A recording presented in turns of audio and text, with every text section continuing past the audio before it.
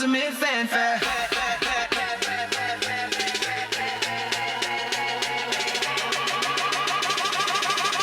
It's ultimate fanfare. What's going on, world? What's happening? Welcome to this episode of the Playaction Podcast. We got Brandon here. We got my dog Colin. What's up, bro? What's going on, man? What's going on? How was your weekend? It was a good, productive weekend around here. You know, Atlanta was a little cold, but, you know, it started to warm up. You know, springtime's coming. But, yeah, it was a productive weekend. How about yours? You know, it wasn't bad. You know, the weather was, actually, my weather here, I'm in Dallas, Texas. Weather was decent this weekend, although today, Monday, it was 28 degrees when I got up. So usually do a morning run around, 3:30, 4 o'clock in the morning. And I was not running today because I'm too old to be doing that. But you know what also was crazy? I was watching a few different people's podcasts and a few different, I love watching my sports stuff. And they had a really cool thing I thought we would do. And that was the lowly teams. Which of those, actually not lowly teams, any teams, which teams have the most brightest future for the long term? So easy thing we would say like Kansas City, right? But Kansas City for the long term, do you see them in 10 years? Do you have a 10-year stretch if they're going to be great? I don't know. Holmes was good until he got hurt, but they were still 6-8 when he got hurt. So, they weren't trending toward the playoffs anyway. And then Josh Allen, anyway, we're not going to talk about that. And obviously Buffalo and Baltimore and Pittsburgh, both their coaches are both gone. They're kind of in flux. So, what teams have the brightest long-term future and why? And so when I made my list, I came up with number 5, fifth team would be the Seahawks. And the reason why I say the Seahawks is because, yeah, Sam Darnold, he's not a rookie, but he's still, I think you were telling me it was 28, going to be 29 in June, 29 when the year starts, right? Yep.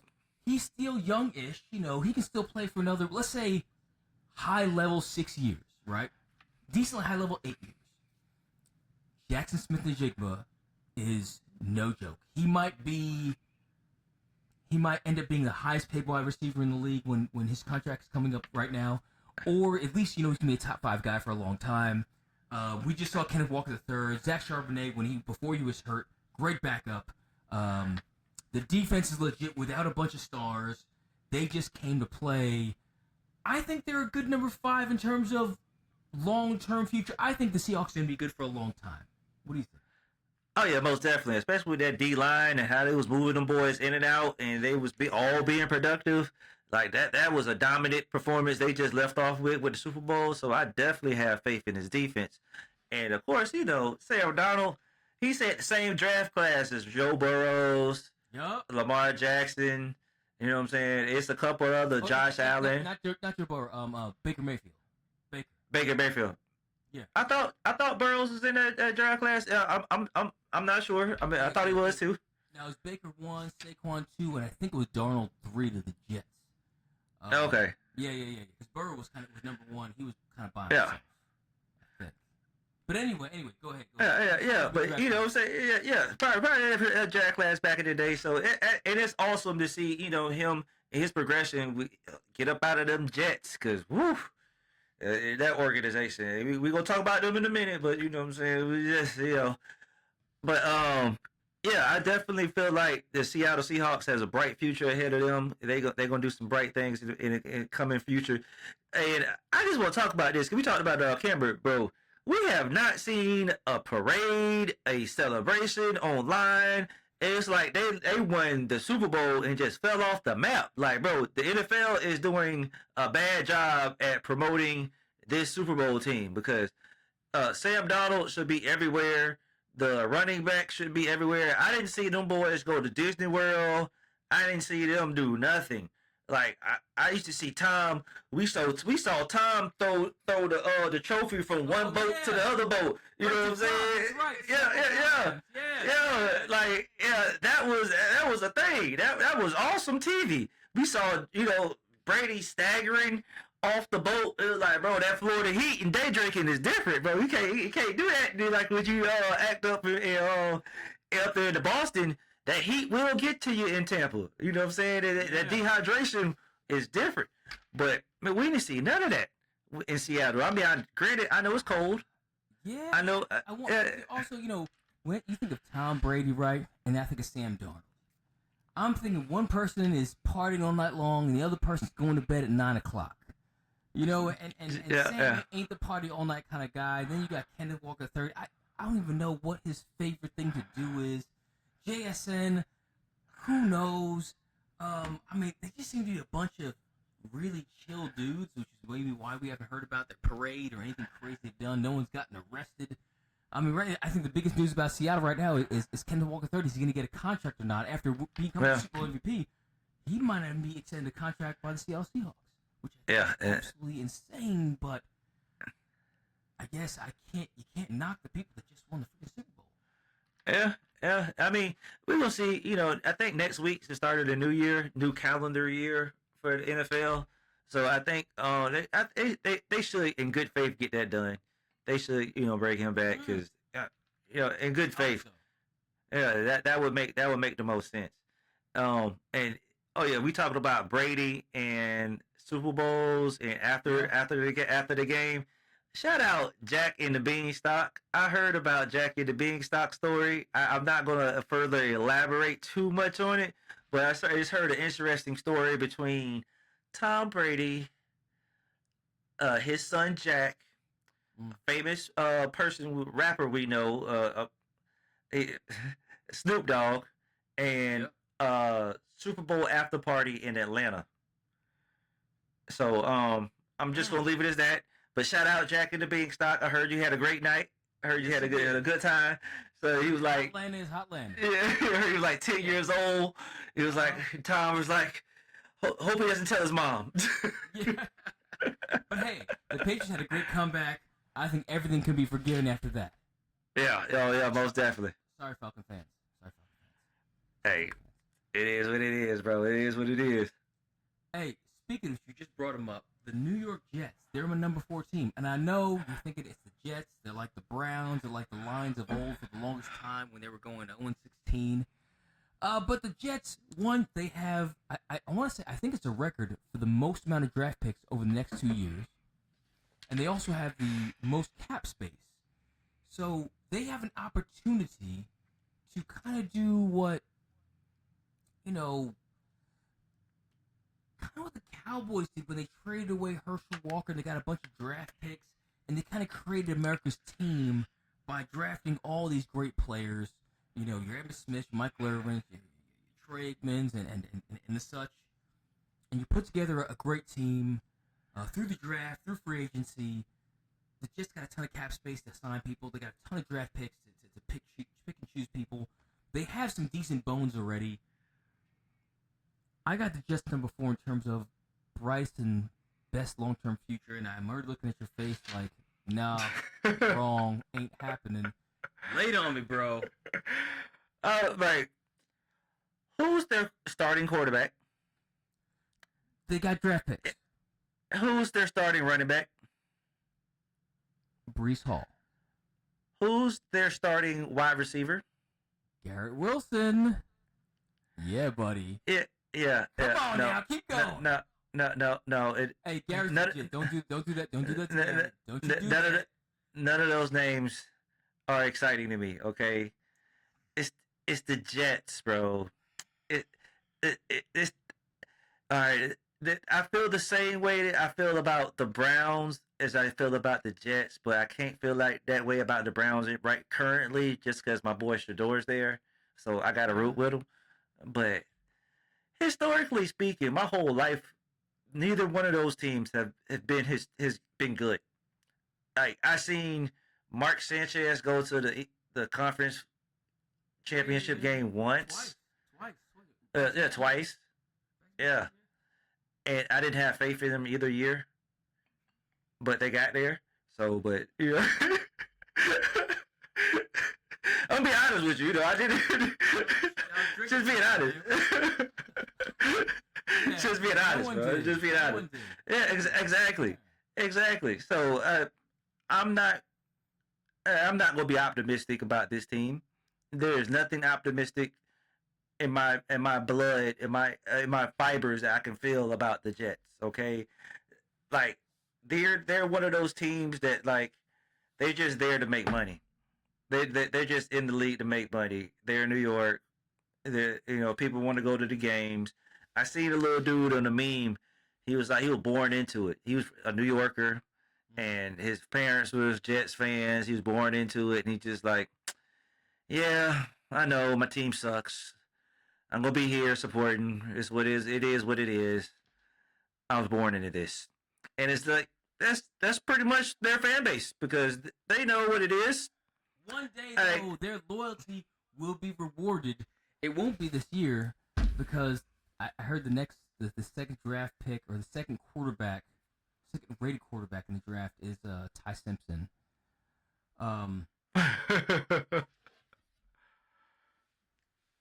Yeah. So anyway, staying in the same conference at least, the Patriots, which of course is the Jets fans are like, but the Patriots, the only thing that makes them great moving forward, I'm just kidding, it's Drake Maye. But no, they have a lot of other pieces. I mean, we talked about Christian Gonzalez on defense. Yeah. If the Patriots won the game, he would be the defensive MVP of the AFC Championship game because Gonzalez was everywhere. Every time a pass was broken up, like you said, every time a pass was broken up, Gonzalez was the one breaking it up. You got May, you got Gonzalez, you've got defensive tackle, Christian Barmore, you got nose tackle Tonga. You've got a bunch of good players there. Khalil Chason kind of, I think he reinvigorated his career. There was first round pick, I think, in New Orleans.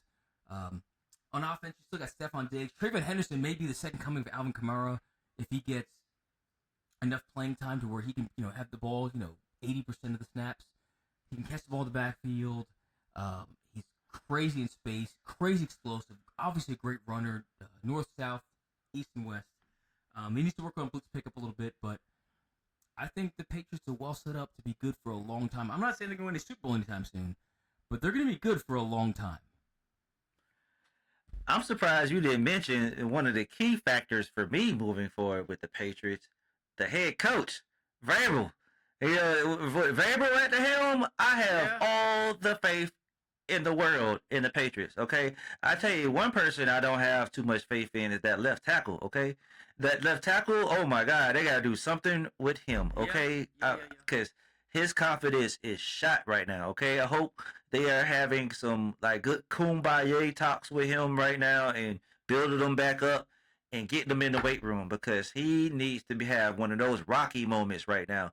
Like whatever Wemby did this past all season to have the anime side quest missions, that dude needs to do. He needs to go see some monks up there in Tibet and go see Kevin Garnett and get slapped in the face a couple times, get mad, and go see go see Stone Cold Steve Austin down there and get tough. Cause bro, they straight bullied him in the Super Bowl. Like he was getting bullied every play. So that's one key factor because that's the left tackle. That's number one, state first round draft pick, if I'm not mistaken. He's first round. He gonna have to get tightened up because, bruh. And I'm not trying to pour on him because shout out, because mental health too. Shout out my boy from the Vikings. I can't. I'm sorry because he just mental health is real. I know if you seen that this past week. The dude from the Vikings, that's passed away from a self-inflicted gunshot wound. Rondell Moore. Yeah. All right, bro. Mental health. So I'm not here to, talk down about the player. I'm just saying, bro, we want to see you do well and get in the weight room and use this as motivation because that's one of them type things you could put that as an alarm clock. You know what I'm saying? And wake up mad every day and go to the weight room. You know what I'm saying? Type of motivation. Don't take the other route, please, because this is still just a game. That's a sport. You're getting paid real good money for, and it's not the end of the world. Because, bro, I agree with you. So Will Campbell, left tackle, you're talking about there for the Patriots. Yeah, first round pick. Yeah. Top 10 pick. The reason why I say he might be okay, I think he's got a good mindset. Giants drafted a guy a while ago, 6 years ago, so Andrew Thomas out of Georgia. Had a very, very rough first year. People questioning him, thought he was a bust also. He didn't break out to the second half of his second year. And then after that, he's been a Pro Bowl, all-pro tackle, top 5 tackle in the league. But he also had a rough first year. Not everyone's going to be like Tristan Wirfs there in Tampa Bay and just rock starred out here for his first year. You know, it take a couple years. Howard Cross there in Seattle, left tackle over there, didn't have a great first year. He's now dancing bear, very good left tackle over there for them. We'll you know, let's see for him. But with you, I love it. Rondale Moore, rest in peace. Yeah, I'm with you. You need to take care of your mental health. Take care of those around you. If you even notice someone's even acting slightly out of character, do not be afraid and do not hesitate to go and just ask someone how they're doing. You could be saving a life and you don't even know it. The person receiving that might not even know it, that they're getting a life saved. Please feel free to reach out. It's one of those things that are important, especially amongst young men. We feel like we're invincible. You know, we're invincible. Nothing can touch us until we lose all hope. And that is a feeling that I think many men feel. Not all of us act upon it, but many men feel. Okay, next team. Talked about the Patriots. Now the Raiders. And the Raiders, I mean, I think this is almost undeniable. You had Brock Bowers set the rookie reception record, and I don't care, rookie or not, you catch over 110 balls, you're killing it, especially as a tight end, okay, where you're the only person catching balls. Ashton Jeanty this year, great years as a running back, over 1,000 yards, over 1,200 yards as a running back. You have another guy who's definitely a cornerstone at the running game. You have a cornerstone in the passing game. All you need is a quarterback. And by the way, the Raiders have the number 1 overall pick, and they're going to take Fernando Mendoza, unless they end up taking some crazy drug or whatever, and acting stupid. Okay, you're going to take Fernando Mendoza, who just had a year with a team that no one even said was going to go to the playoffs, let alone win the chip with Indiana. He had a Joe Burrow type experience, except it wasn't at LSU, it was in Indiana. Okay, he's a very good runner. He's a great passer. He's got great anticipation. He's got good size. He was the Heisman winner. He won a championship, and he's about to be the number 1 overall pick. If you take him, you add him to an already established pass catcher, an already established runner. You draft him, you start drafting offensive linemen.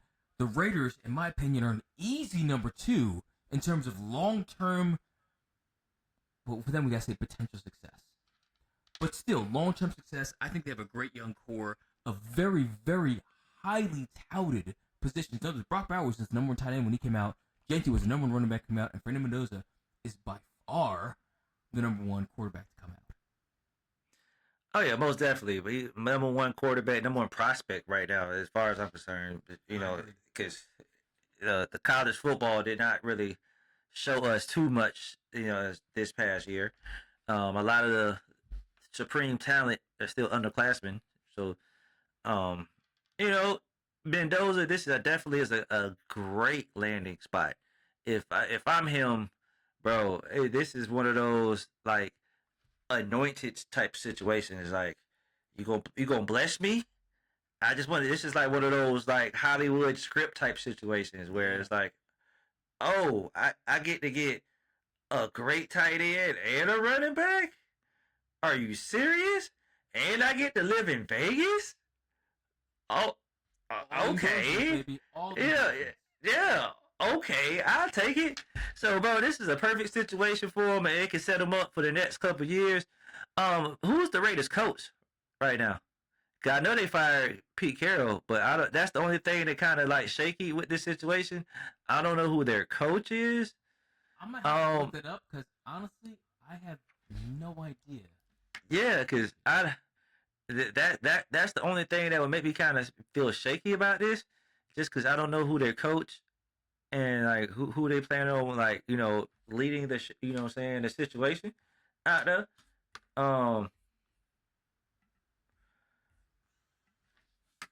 I'm looking right now. I'm trying to see who the heck is their coach. Yeah, I'm trying to figure out too. Kubiak. Yeah. Okay. All right. I'm cool with that. Less excited, but okay. Yeah. I'm cool. I mean, yeah, we gonna see what's up. If Mendoza turns out to be as advertised, I think Kubiak will be the next Bill Belichick. However, if he's not, then he'll be, the next. Name your next young quarterback, next coach, who did not pan out. Your Brian Daboll, I mean, who was there in Arizona? Yeah, it's gonna be. I mean, but hopefully, right now,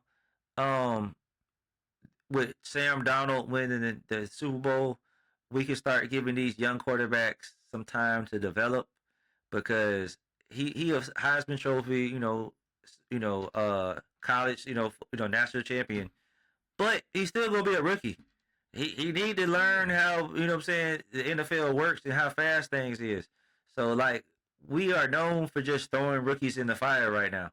So hopefully if we can give him some time to grow and give him some time to adjust. I mean, everybody wants to say like Patrick Mahomes started off real fast and real strong, but he sat the whole first season. A lot of people forget. A lot of people forget that. A playoff team, a 11, 12 year win team. He sat. Yeah, behind. yeah. Alex Smith, I remember that. You know what I'm saying? Yeah. So it's like, bro, we can't keep throwing these quarterbacks in the fire because, unfortunately, they thought Sam Darnold. 3 different places thought Sam Darnold didn't have it no more, and he have proved everybody wrong. Got the GM for the Vikings fired. It's like, bro, right? Shoot. So, hey, like I said, I just hope we be patient with these young quarterbacks because we can't just expecting just greatness, off the jump. So, yeah. But I believe this is a perfect situation for him to land in right now with the Raiders because, I mean, who wouldn't want to be a rookie quarterback in Vegas? Yeah, I mean, he's going to throw to better talent with the worst team in the league than he had in Indiana. You're going to throw to Brock Bowers, who might be the best tight end in the league next to Trey McBride. And then you got Ashton Jeanty, who's definitely a top 5 running back. And he's coming into his own. You're set up better than a lot of other folks that come into the league and you got legit talent on your side. So shout out to the Raiders. Let's see what they do. Shout out to Clint Kubiak. Hopefully he does his quarterback right. And but again, we'll see. But my number 1 team, forget everybody else. I'm from New York, if you didn't know, and I've been a New York Giants fan my whole life. Okay, and so on many platforms, because I usually don't, when I fantasy football, I never draft Giants players.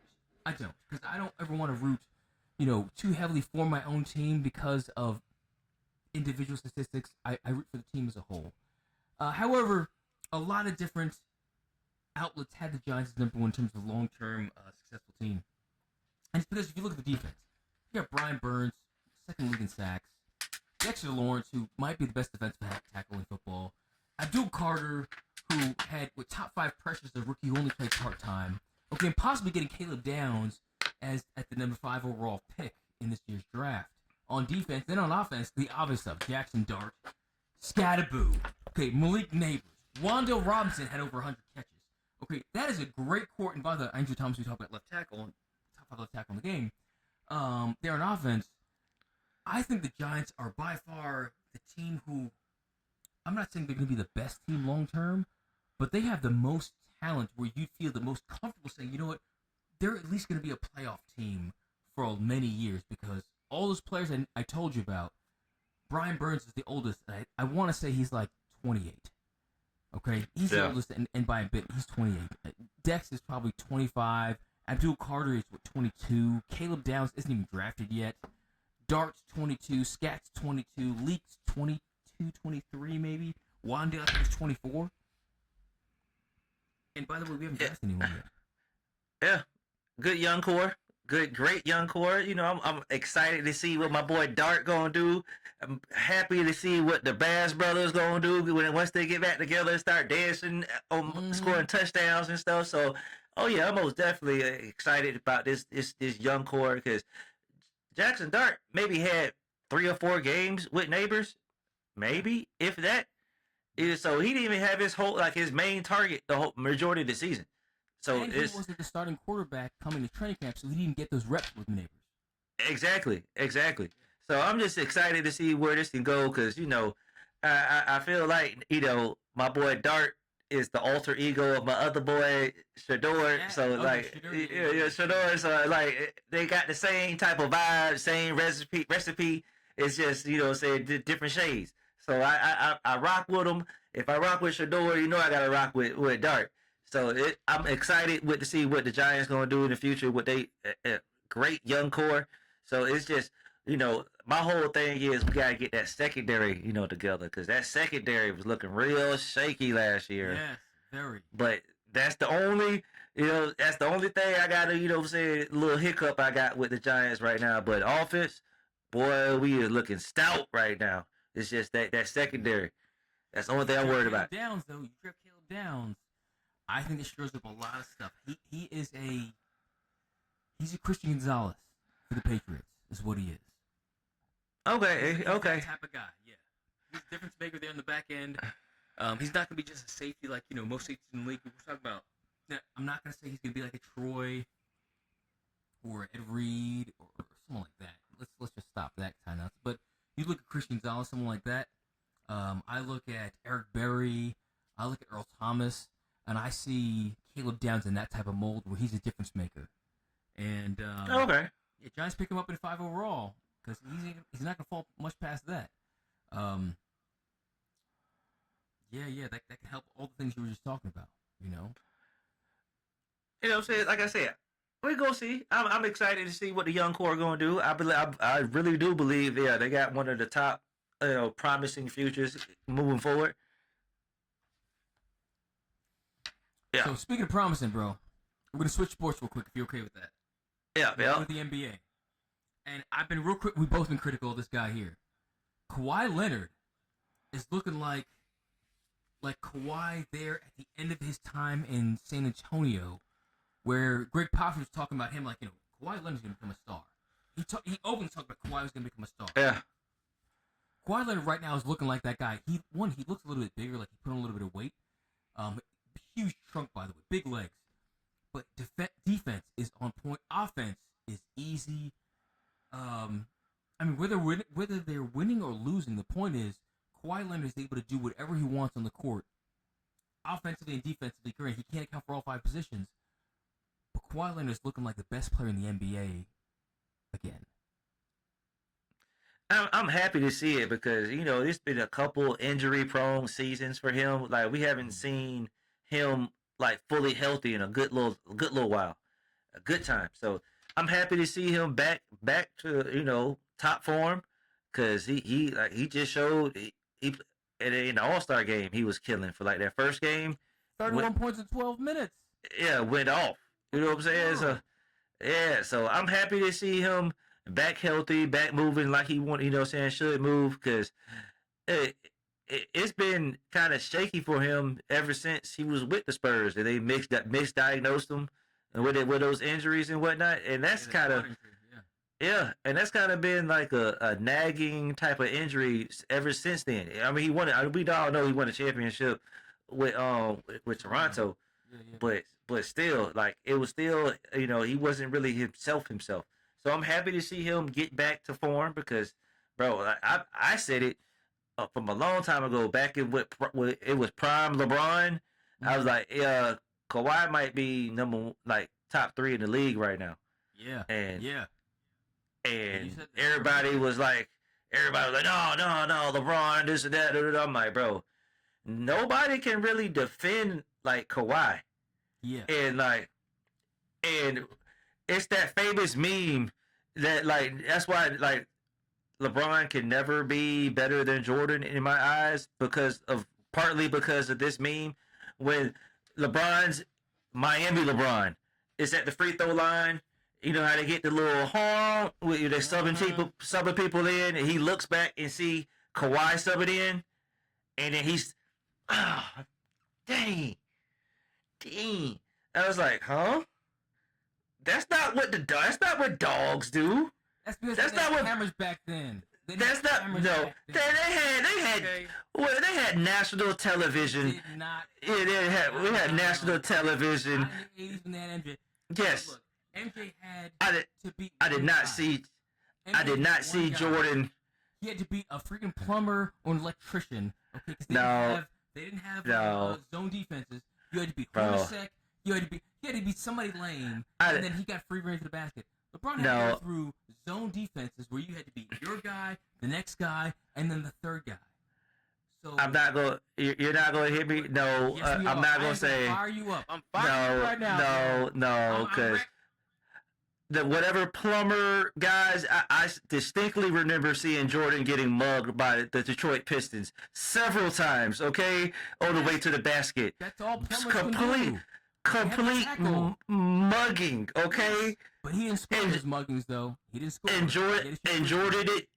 Jordan did not grimace one time. Like, dang, I gotta play these guys again. Know what Jordan did? He got in the weight room, okay? My dog got in the weight room, got bigger. Okay, he wasn't complaining that the dudes is like, dang, this dude gonna guard me. He gonna guard me tough. God dang. Jordan, it's like, okay. I'm a little over dramatic, but legit, I've never seen fear in Jordan and Kobe's eyes against any defender. Like, any defender... Wait. I've never seen it. Do you know why? Because are you talking about camera angles? No. No, because they were never the strongest guy on their team. What do you mean? Jordan had Oakley to stand up for him. They had Luke Long to stand for him. They had Bill Carter to stand for him. And then he had who was after Oakley? Who's the other? No. I'm not talking. No, just hear me out. And then Kobe, he had Pau Gasol. He had Shaquille O'Neal. He had a bunch of big guys, Ruben Patterson, Sid and Jeff Hammond. LeBron was the biggest guy on his team. He doesn't have anyone to defend him. It is him, and that's it. What you got, a couple years of Gauskas? Outside of that, LeBron's the biggest guy. He's the biggest, strongest, fast guy on his team, and he's the only guy to sit there and carry that nasty squad to 60 wins. Jordan, wait. Name your favorite player couldn't win 30 wins with that team. We're talking... with that team. First of all, we're talking about 30 wins. Miami LeBron. We're talking about Miami LeBron, okay? No, that was LeBron. That was LeBron. No, that was Miami LeBron. When he looked back and seen Kawhi checking back in, that was in the finals. What I'm saying? No, Miami. I know you keep on trying to go to that one point. I know. We're not going to define a career with one point. Oh, okay. So with that team. With that team, yes, LeBron James did his thing. Okay, he did his thing. All right. He brought that team. Michael didn't even go to the playoffs with that team. Kobe might have until he got picked. My boy Kobe, he won the goddamn championship with Vujicic, Sasha as a running back. Like that was like who's a Hall of Famer, by the way. Not a top 10. Kobe is the only player to win a championship without a top 75 player. You know how they rank the top 75 players and whatnot? Kyrie was in there. So yeah, he's the only. Kyrie should not. Hey. I'm just saying. Kyrie and Chris Bosh should not be in the top 75. Okay? Kobe is the Kobe. I give D-Wade that, but Kevin Love and stop. That 2011 Laker team that Kobe won the championship with was one of the sorriest teams I have ever seen a player win a championship with.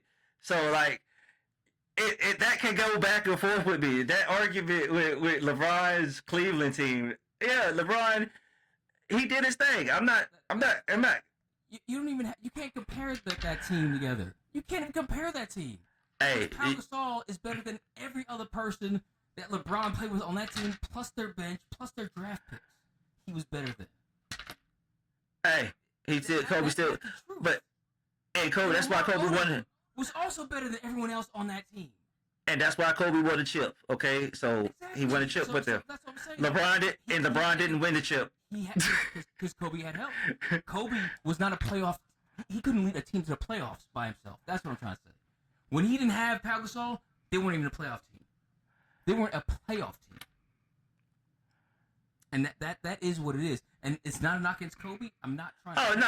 He went to the playoffs a couple times without Paul Gasol. I mean, he dunked on No, I'm talking about when he dunked on Steve Nash in the playoffs. And they lost. They went up 3-1, and then they lost in the first round. But he made it to the playoffs. Okay. He's dunked on a guy your side. That's not saying a whole lot. He dunked on the dude that the league gave his NBA trophy to. Well, that should have been Kobe's trophy. That should have been Kobe's. That could have been a few people's trophies, not just Kobe's trophy. Kobe averaged like 35 that year, okay? Come on, bro. 35. He averaged 35.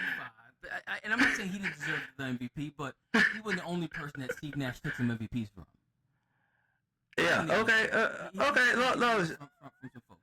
But yeah, I'm with you. Yeah, I love Kobe too. I think Kobe is phenomenal. He's flawless. He's not flawless, but let's just be real here.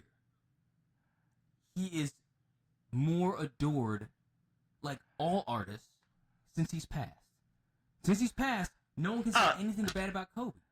Actually, people say, "Oh, Kobe would even top 10." Now that he's passed, oh man, you can't say Kobe's less than top 5. I actually think it's the opposite. I think I seen a whole bunch of podcasters coming taking pop checks at Kobe now that he's passed away. All the Gilbert Arenases and the Kenyon Martins. Because I mean, Kobe, he's a good player. But let's not say that he was like he wasn't Michael Jordan. He was Michael Jordan at the end of his career. Okay? He was the next best thing we have to Jordan. The next best thing we had. He was the guy who talked about wanting to be MJ, but he was not. He couldn't move like MJ. He couldn't rise like MJ. He didn't have the quickness of MJ. He didn't play defense like MJ. He was. He definitely played defense like MJ. Tried hard. He was clutch like MJ. A lot of guys dropped 50 on him. Okay, a lot of guys dropped 50 on him. But people drop 50 on everybody though. Yeah. That's what I'm saying. That I think Kobe is great, but I'm not gonna go and put him above the moon because he's past now. Okay, to me, Kobe is the same guy he was before he passed. He is today. He's phenomenal. He's a top 10 player all time, in my opinion. But at the same time, I'm going to look at the whole body of work. He got to play with the most dominant force in the history of the game. Okay, in the 12-time all defensive player. 12-time all defensive team. Don't disrespect my dog defense, dog. Don't be disrespectful. 12-time all defense. Talk my dog. He didn't lock up like Jordan. 12-time all defensive team. No one scored on him. No one scored on him. Nobody scored on Jordan. Everybody. Nobody scored. Nobody scored on Jordan. That's what I'm saying. Everybody Exactly. Everybody. That's what I'm saying. Everybody. Yeah. But take a look at those stats. Go take a look. Go do a deep dive on Jordan's stats, and you're gonna find out he had more documented steals than opposing teams had turnovers during the games that he played. Okay. Yeah, but we know Pippen was the Pippen was the main defender with Jordan. I understand that. No, you know what I'm saying? Jordan's stats were inflated. What I'm saying. When you go and take a look, you look at the game by game. There'll be games where Jordan had more steals than the other team even had turnovers. And you're like, wait a minute, how's that possible? Because it's impossible. Because it's Michael Jordan, right? And Kobe Bryant, it's Kobe Bryant. But I think since he's passed, he's revered more so. It's the way all artists are, whether you're singing or you're a painter. You're revered more when you pass because we know we're never going to get any more of it. And so that's great and all, that's fine. But I'm still going to keep it 100 where it's like, okay, I love Kobe. Again, I have him top 10 all time, and I've seen the list where you can justify putting him like below top 10. Sure, whatever. But at the same time, I'm looking at him like, okay, well, athletically, he wasn't Michael Jordan because he couldn't do half of what Michael Jordan could do. Michael Jordan, he was a special, gifted person, more than anyone else we've ever seen. LeBron, he's the most athletic person his size, but he wasn't more athletic than Michael, right? But he's more athletic than his size. Kobe wasn't either one. Kobe was an average athlete. He was an average athlete who tried really hard, and he had really good stats, and he shot a lot. And in that game, last game he had 60. He had like 50 shots. Okay, I feel like Kobe's skill level was elite. Kobe's because his practice. They're not very good. We're talking about percentages. No, I mean you got to go by something. He's the number one option. He's the number one option. It's going to average 35. Of course, you're going to have some misses, but I mean, not going to shoot a good percentage when you have the teams that he played with. It is what it is. I understand that, but at the same time, late game. He never missed. No, I'm not saying he never missed, but late game, like there's very few people late game that I'm trusted taking the shots besides Kobe and Jordan. Like I got trust. When you look at the stats, I got you. He made versus missed. You're gonna change your mind because he wasn't even. He wasn't top. He wasn't number 1, number 2, number 3, number 4, number 5, number 6. He was number 7. He wasn't.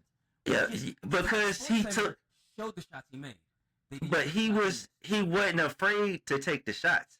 He might have missed them. He might have missed them at the end of the game, but he made them. But if the thing with me, my whole gripe between those players that like you want to be great, you got to have great moments. Kobe has great moments because he's not afraid to fail in those great moments. That's just part of the game.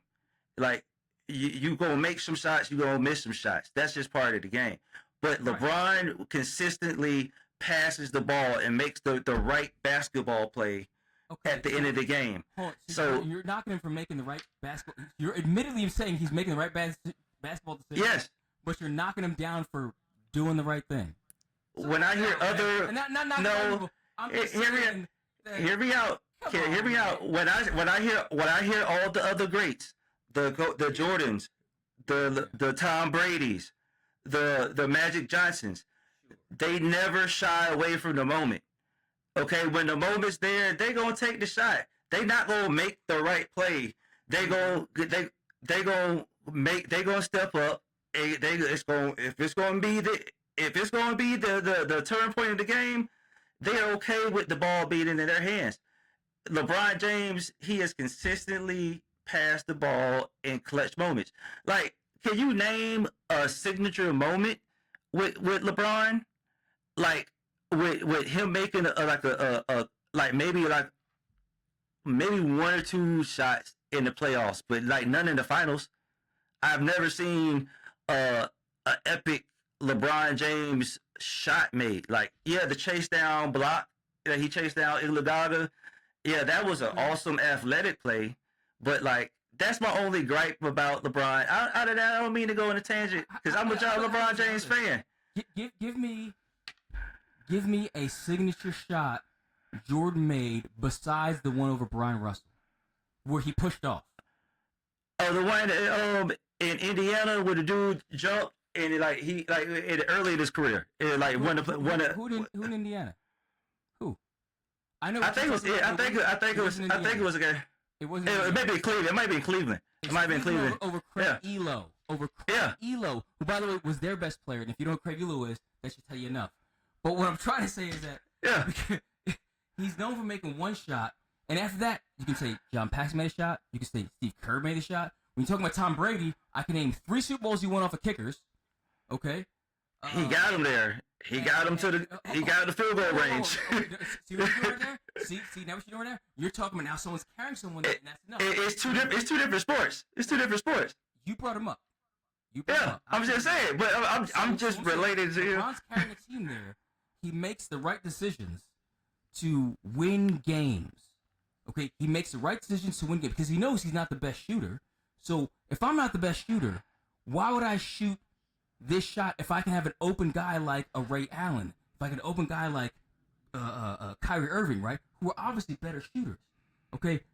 By the way, Michael Jordan missed more shots than he made in terms of game-winning shots. Okay, he missed a way more shots. LeBron James has a much higher clutch percentage, but we don't talk about that because, oh no, LeBron's not clutch because he doesn't make the right decision. I want him to shoot, even if he's the worst shooter on the team. I want him to shoot that shot, which to me makes no sense whatsoever in any industry that you try to compare that to, whether it's sports or it's any type of business. If the right decision is the right decision, why would someone get knocked for making the right one, even when someone admits to this is the right way to go? No, I want you to say, fuck all that. I want you to just go and balls to the wall and fuck it up for everyone, and we're going to love you or never hate you if your only name is Michael Jordan. We'll never hate you if your name is Michael Jordan, but we will hate you if your name is LeBron James. Okay? And if Kobe, we don't care what you do. We just love you because you died. So we're going to love you no matter what you did. But MJ, I'm not saying LeBron's the greatest, by the way. I don't know where we're going with this. I didn't talk about LeBron's greatest. I'm just saying Kobe isn't Michael. That's all I'm saying. Kobe's not Michael. And because it's past, people trying to put him in the same place, especially Shaquille O'Neal. But before Kobe died, Shaq never said Kobe's next to Michael. Ever. Not one time. Okay? Not one time. But now he's passed. That's the comp he's getting. And then when you dive deep and you look at it, oh, they're not even the same damn types of people. They might be. They're not even close. Not in terms of success. Not in terms of success. Success, they're very close. But in terms of who they are as players, just because one does the same moves as the other, and when I say the same moves, I mean just the pump fake spin fadeaway. That's the only thing that's the same. Let's keep it real, folks. There's none of the dunks. There's none of the defense. There's none of the high flying acts. There's none of that. It's just the pump fake spin fadeaway is what we attribute Kobe to Michael to. Cut it out. Stop. I don't even know where we're going with this, by the way. Oh yeah, I'm just sticking up for my boy because I feel like a lot of people try to put LeBron James over Kobe in that top list. I get it, but I'm gonna pick the killers. I'm gonna pick the outright killers. I'm not gonna pick the guys just pass the ball and make the right basketball play. And I get what you're saying about making the smart decision. Yeah, you make the smart decisions, but like what they said, like the prom king goes home with the prom queen or some shit like that. Like you gotta to be the superstar. If you want to be the superstar, you gotta take the superstar shots. And LeBron James has consistently passed over the superstar shots. That's all I'm saying. And I get it. Yeah, he gonna make the right play, but sometimes it, like the Kyle Korvers of the world. I know Kyle Korver is a great 3-point shooter. I know. Statistically, he should make this shot. All right, but Kyle Korver, he might not have the in him when those pressure shots. You know what I'm saying? Like you just mentioned, John Paxson and Steve Kerr. Like Steve, I saw Steve Kerr when they showed the footage and like, hey Mike, I'm gonna be open, pass it to me. And like some dudes want those shots, and I gotta respect that. And it's like. That right there, right? Robert, yeah, he won bunch of games for Kobe, won championships for Kobe. Exactly, and I respect those dudes that want the shot. And it's by the way, who passed him the ball? Oh, a couple of times, Mike Robert Uri, it was some fluke like rebound flat, tap to him type shit, and it's like not all of them though. Michael Jordan passed 2 of those balls to Paxson and to Kerr, and then that's what we said for the shot. So I'm saying, but let's not knock the pass when your guys who don't pass. No. I pass, but like I just said, he has no iconic. 2 games off a shot. He won 2 games off a shot. Iconic. No, and those became 2 shots. And those 2 shots became iconic. That's what made Jordan. Like. Those type of moments. Yes. Literally is like by the way. The Brian Russell. Yes, it did. The Brian Russell did win a championship. No, you're right. I take that back. Yeah. The Brian Russell. That's why it's storybook. The offensive foul was definitely a championship winner. Yeah, but that's the storybook moment type. And LeBron hasn't had no story. Those type of. Moments where like he is the generally regarded as. Sounds like a hater to me. It sounds like someone who's just no. Someone who's literally had the most pure career. Not the gambling issue with Jordan had. Not the cheating on his wife shit that Jordan had. Not any of the scandals that Jordan had, or the cheating that Kobe had. Right? None of the shit that Kobe had. You got a guy who literally has done nothing but pour hundreds of millions of dollars into the community, like stood up for black rights, like something that Kobe never did, something that MJ never did. By the way, he's won championships. He's the that's right, leading scorer in the history of the NBA. And we're gonna talk about he's not this, that, the other. I'm a LeBron fan. I'm trying to figure out what is this. I didn't even mention LeBron James. That's what I'm trying to. I'm talking about Kobe. You decided to bring up LeBron, and so that's why I gotta come. You decided to go drag him through the mud. I'm like, why are we dragging this dude through? He's like on his last legs. He's on his last legs. Literally on his last legs. Hey, bro. Hey, LeBron is putting up the best fight against Father Time we have ever seen. Okay, I don't know what is going on. Like he is head still touching the rim. Okay, I am not hating on LeBron. Okay, this is LeBron James. This is LeBron James. Like I'm just a LeBron James realist. Okay, that's my boy. I love LeBron. Okay, don't get it twisted. That's my dog. You know what I'm saying? But I gotta call a spade a spade. I'm a fan of basketball. Okay, and I'm a fan of basketball, and I have to call it like I see it, and I'm not gonna sugarcoat stuff that like if it's not the way I see it, it's not the way I see it, and I believe I'm entitled to my opinion, but LeBron James is a top 10 player. He is one of the like really top 5 player to me, but like as far as like all time great. He all time great, but he's not the greatest to me. And it's like that's what I have seen with my own eyes. And I love dudes that have a killer instinct. And like LeBron James is an excellent human being. And I am not saying that like nothing bad about him, okay? He's an excellent human being, okay? And it takes some type of like a mean streak in you to be a killer like that on the court, because like some people, and you seen the Last Dance, Jordan's an asshole. Kobe, his teammates Kobe's an asshole. You know what I'm saying? Some people don't like him, and it's like I'm gonna take your lunch money on the court. You know what I'm saying? That's not a comparison. One guy grew up overseas with a charmed life, and that's Kobe Bryant. And so no, that's not the same to me. But I get what you're saying though. Yeah, obviously you're right when it comes to that. And you know, I don't believe in race. What I'm saying, I ain't trying to say Kobe was like some thug or what I'm saying, like I'm taking lunch money type stuff. But Kobe would just I'm not your friend on the court. I'm not buddy with you. I want to eat your face off type stuff. You know what I'm saying? Like, I'm not trying to be friends when we're on this court.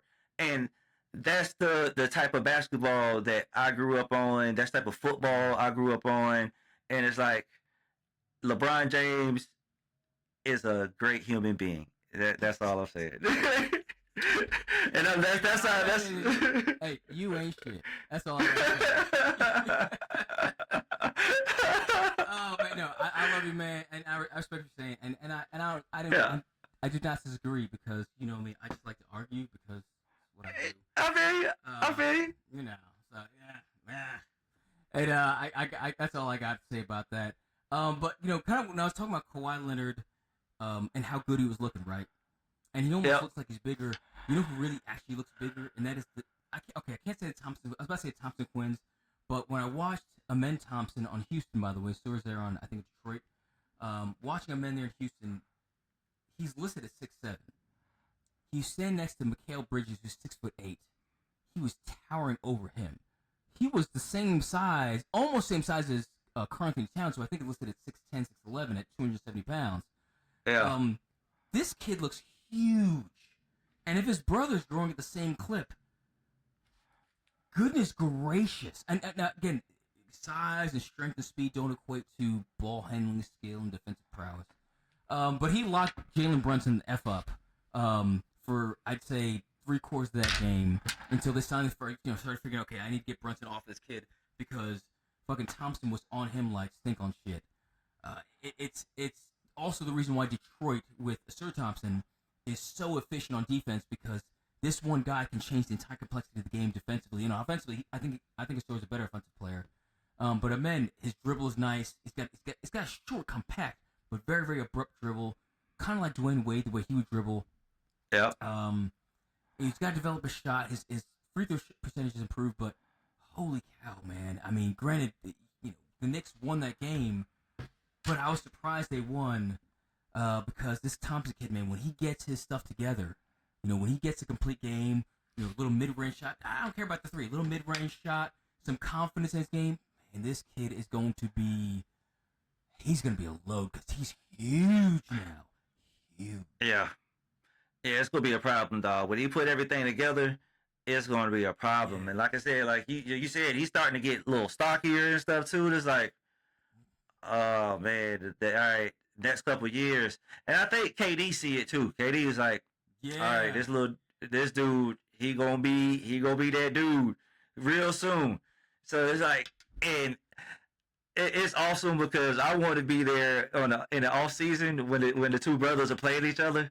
I want to see, I want to see those one-on-ones. Like that got to be real interesting to see how that plays out. But that's awesome. That's also awesome because it gives each of them a rabbit to chase in off season. Yeah. So it gives them something, to go after. So this is going to be real interesting moving forward with those two brothers because boy, whew, the Thompson twins, they looking like they gonna be a problem. But what's up with my boy Mikal Bridges? Like he said, he gonna be an issue too. Like he looking good right now. He is. I mean, so to me, what Bridges is this, man? He's got the size. He's 6'8". He's got super long. It's like a 7'2" wingspan. And he's the Iron Man. He's never been hurt. Yeah. He's never missed a game since rookie season. But I watch him, and it's like he doesn't really try hard during the game until when you absolutely need it to. When you need him to make a big stop, he's going to jump high for the block. He's going to get that big dunk. But he's the only 6'8" guy I know that on the open court will just go and lay the ball up. And it's like, okay, he can't jump. No, the dude has athleticism. He just, I feel like he dials it back to 7 so he doesn't get hurt. And so, I mean, we'll see playoff Mikal, but is that going to be enough to get past, Detroit? No. Enough to get past Cleveland? Is it going to be enough to get past, Philly? Boston? Boston, Tatum's coming back. I mean... Tatum coming back? I thought he was taking the rest of the season off. If they make a deep run in the playoffs, it wouldn't surprise me if he comes back in the playoffs. Okay, yeah. I mean, is he going to be 100%? No. But would you take 70% Tatum? Yeah. Yeah, me too. For another chip? For a chance at another chip? I'll take 70% Tatum is better than most of their roster they got. So, I mean, and shout out to Joe Mazzulla. That is one hell of a coaching job he's doing by Boston's the number 3 seed, and you just lost your best player and traded away a lot of good players. Traded away Porzingis, traded away Al Horford. 2 guys who are starting, and you're still a third seed. I did not know Mazzulla was this type of coach. I hope he's getting some. I hope people are talking about him. I hope so. I hope they're getting that check, okay? Because he came into that situation. That was a wild situation for him to walk into. You know what I'm saying? I'm not gonna speak on the boy name from down there. He coached down there in Houston, but it was a wild situation that Mendoza inherited. Hey, maybe even Joker didn't do nothing wrong, but no matter what, Joe Mazzulla is a great pickup. He's the guy. He is the guy. He's most that definitely. Dude. Yeah. Who was the coach before him? That dude. Brad Stevens. Stevens.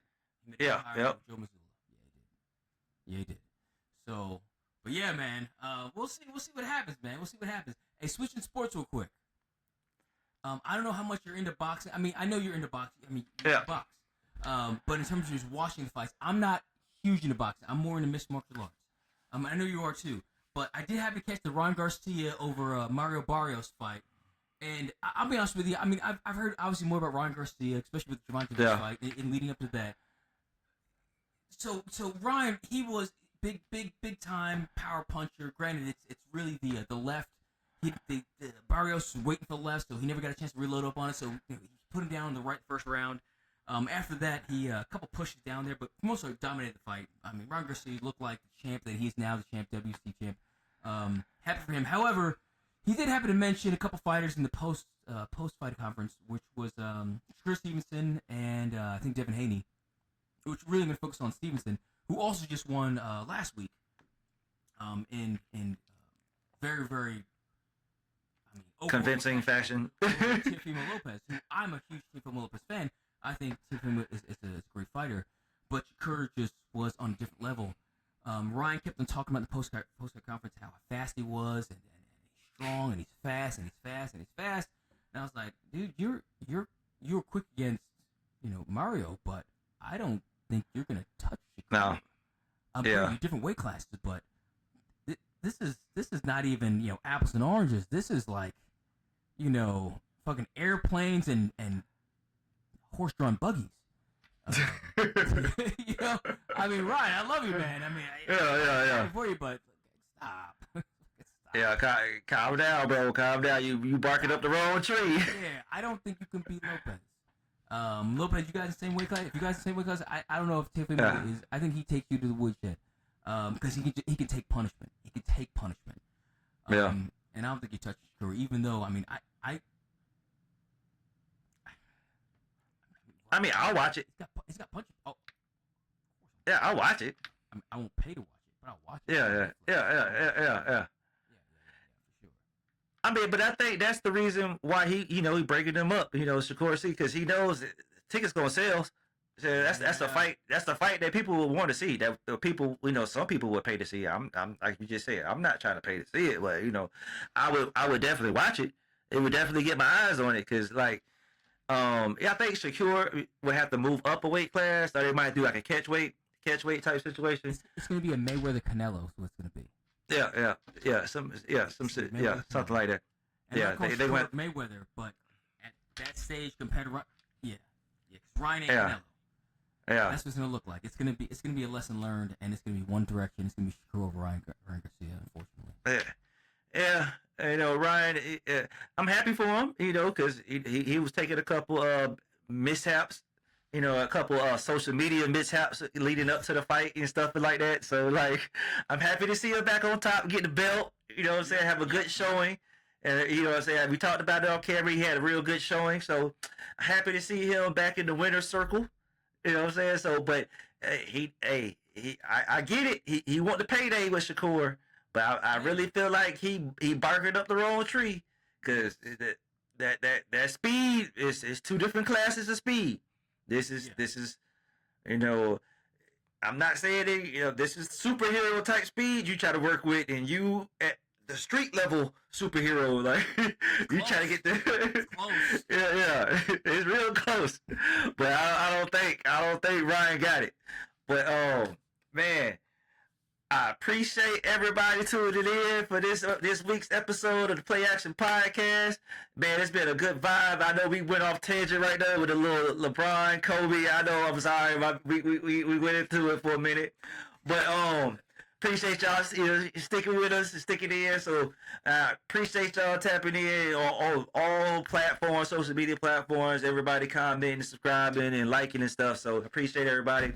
But until next week, we'll see y'all again. Appreciate everybody. Holla at y'all. Peace. Welcome to the show where the game comes alive. Breaking down the plays, we keep the spirit high. From the field to the mic with passion and flair. It's the Playaction Podcast, your ultimate fanfare.